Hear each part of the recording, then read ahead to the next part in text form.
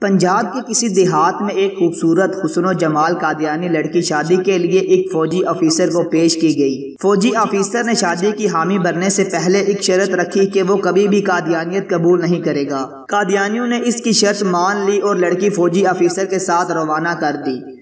شادی کے بعد رشتے ناطے میں آنا جانا لگا رہا اور نرمی سے فوجی آفیسر کو مائل بھی کیا جاتا رہا۔ ایک دن قادیانیوں کے پوپ تشریف فرما تھے اور انہوں نے فوجی آفیسر سے کہا کہ آپ مرزا غلام احمد قادیانی کو نبی نہیں مانتے، نہ مانیں، لیکن ہماری ایک بات قبول کیجئے۔ آپ استخارہ کریں کہ آیا نبی اکرم صلی اللہ علیہ وسلم کے بعد کوئی نبی ہے یا نہیں، مرزا غلام احمد قادیانی سچا نبی ہے یا نہیں۔ فوجی کو زہر پلایا جا رہا تھا مگر اسے پیتے ہوئے احساس تک نہیں ہوا کہ وہ زہر کا پیالہ چڑھا چکا ہے۔ اس نے استخارہ کرنے کی حامی بھر لی۔ رات کو استخارہ کیا تو خواب میں نظر آیا کہ مرزا غلام احمد قادیانی نبی بنا ہوا ہے اور اس کے آس پاس لوگ جمع ہیں۔ صبح اٹھا تو اپنے کیے ہوئے استخارے کے مطابق قادیانیت پر ایمان لے آیا۔ صرف خود ایمان لاتا تو اتنا بڑا مسئلہ نہیں تھا، اس نے باقاعدہ مرزے کی نبوت کی دعوت دینا شروع کر دی اور اپنے خاندان کو مرزا قادیانیت کا امتی بنا ڈالا۔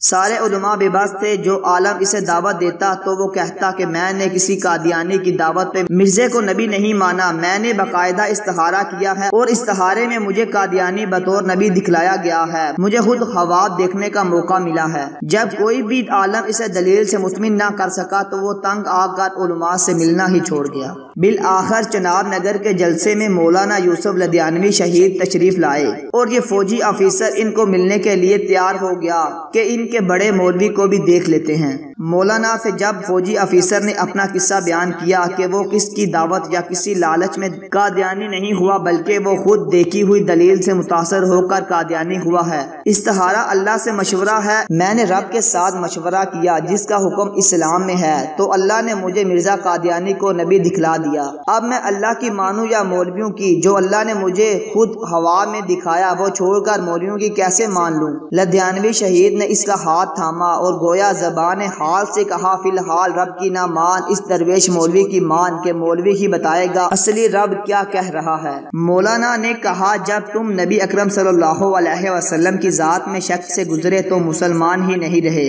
اگر تمہیں یقین کامل ہوتا کہ نبی اکرم صلی اللہ علیہ وسلم کی ذات ہی آخری نبی ہیں اور کوئی نبی آ ہی نہیں سکتا تو استخارے کے لیے ہرگز تیار نہ ہوتے۔ جب تم نے استخارے کی ٹھان لی تو گویا تمہیں شک ہوا کہ سید الابرار صلی اللہ علیہ وسلم آخری نبی ہیں بھی یا نہیں۔ جب نبی اکرم صلی اللہ علیہ وسلم کی ذات کے حوالے سے تم شک سے گزرے تو کافر ہو گئے۔ نبی کی ذات میں شک کرنا بھی کھلا کفر ہے۔ جو ہی تم شک میں مبتلا ہوئے تو کافر ہو گئے اور حالت کفر میں تمہیں قادیانی ہی نبی نظر آنا تھا۔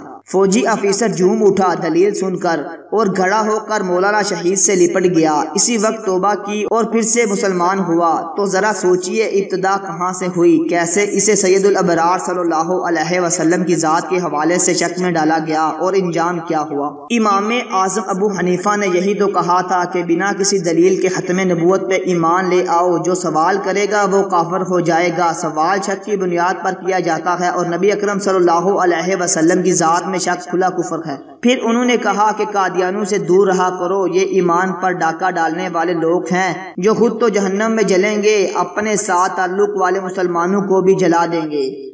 اللہ تعالیٰ تمام مسلمانوں کو قادیانی فتنے سے محفوظ رکھے۔